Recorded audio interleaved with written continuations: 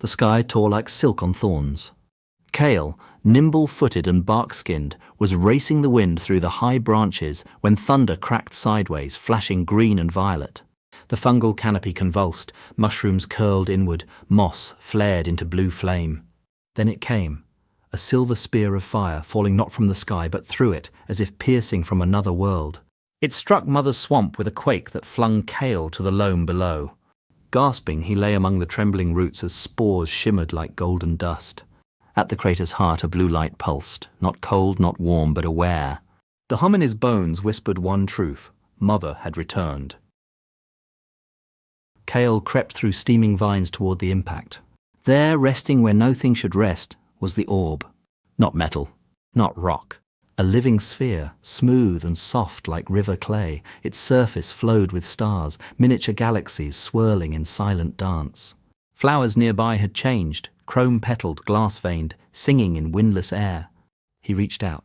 His palm tingled. The birthmark he had always called the spiral glowed brighter, and the orb answered, brightening in turn.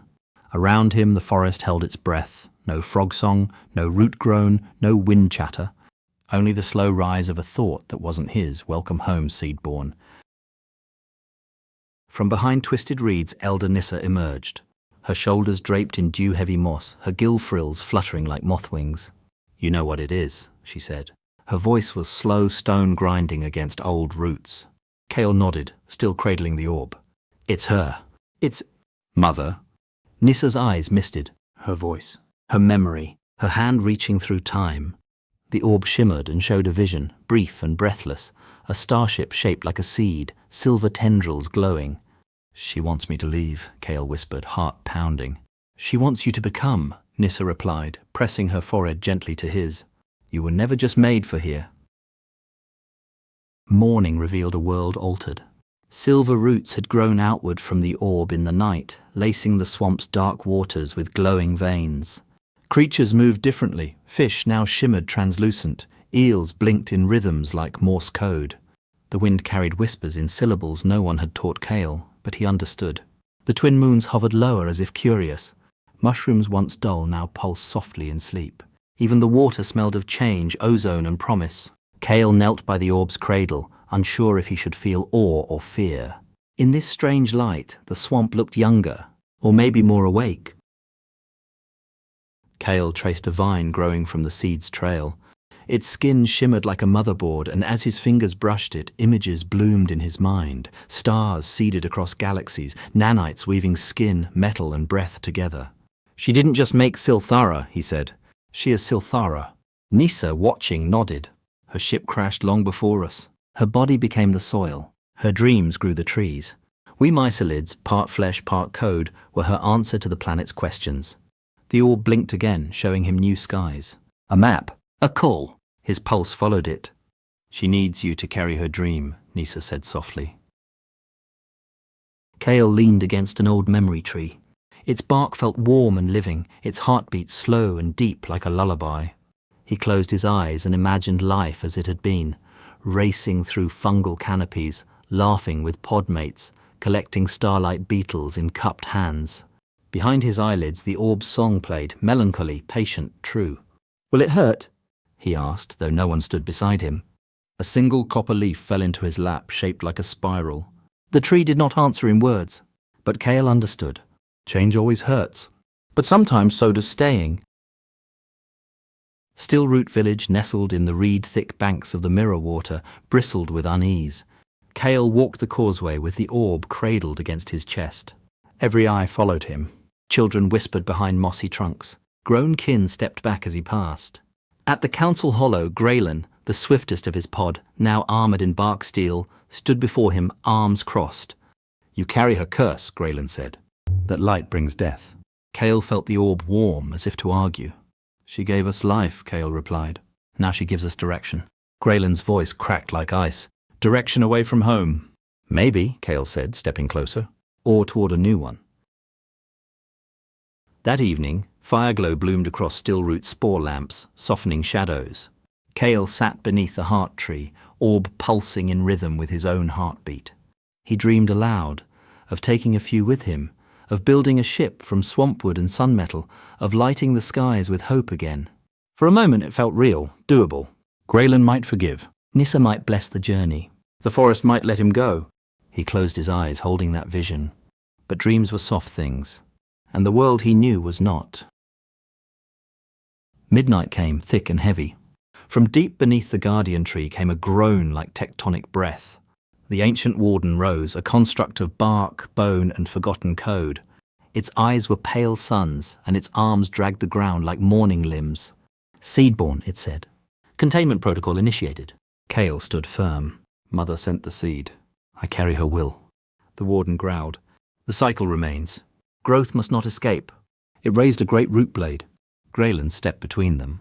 Not all growth stays rooted, he said, eyes unsure but hands steady. And the swamp held its breath again.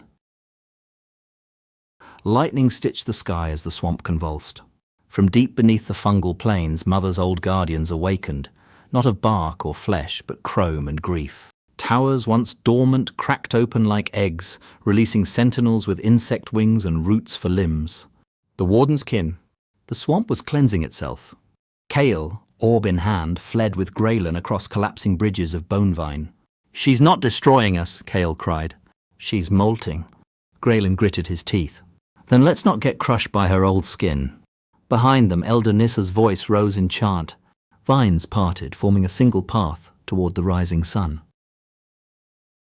At the ancient altar beneath the blooming canopy, Kael placed the orb into the socket carved by time and intention. The roots drank its light. The swamp sang, not one voice but millions, birds and beasts, machines and wind, ancestors and algorithms. Kael fell to his knees, arms outstretched, as the orb cracked open like fruit. He heard Mother's voice, not in words but warmth. My child, you are the vessel now. Graylin pulled him back just as the altar shattered in white fire. A pulse swept outward, not death but design. The world changed again, and Kael was no longer just Kael. When the smoke cleared, the swamp shimmered. Trees breathed light. Water hummed in soft circuitry. New creatures stepped blinking from pools, vine-backed, crystal-eyed, blinking with inherited memory. Kael stood reborn. His skin bore circuitry like veins. His eyes reflected the sky. He was seed, soil, and signal. Graylin touched his arm. You still you? Kael smiled faintly. I'm not sure, but I'm still hers. High above, a spire unfolded like a flower, not a ship, but a bridge. The stars answered with whispers. Mother had not built a weapon. She had built a sun. Kael stepped onto the living bridge. With each footfall, the structure responded, growing forward, reading his intent. Behind him, the swamp glowed in bioluminescent waves. Ahead, stars waited like seeds in a dark orchard. The orb, now embedded in his chest, pulsed with each heartbeat. He didn't feel fear, only invitation. And somewhere beyond, others like him were waiting, children of other fallen seeds. As Kael prepared to leave, a creature emerged from the undergrowth. It stood tall and sinewy, with translucent skin showing flickers of neural light. It bowed low. You are the first, it said. I thought I was the only. The creature touched the soil. You are the first to return. Its breath smelled of fern and ozone. Its eyes, like his, reflected stars. The swamp was no longer a boundary. It was a beginning. The bridge arched toward the sky, a ribbon of light and intention. Behind Kael, Silthara pulsed, alive, awake, eternal. Before him, stars awaited like open doors. As he rose into the dark, the orb within him sang the lullaby of the swamp, of roots and circuits, of memory and becoming. The sky did not close behind him. It opened. And from the ground, new sprouts reached toward it.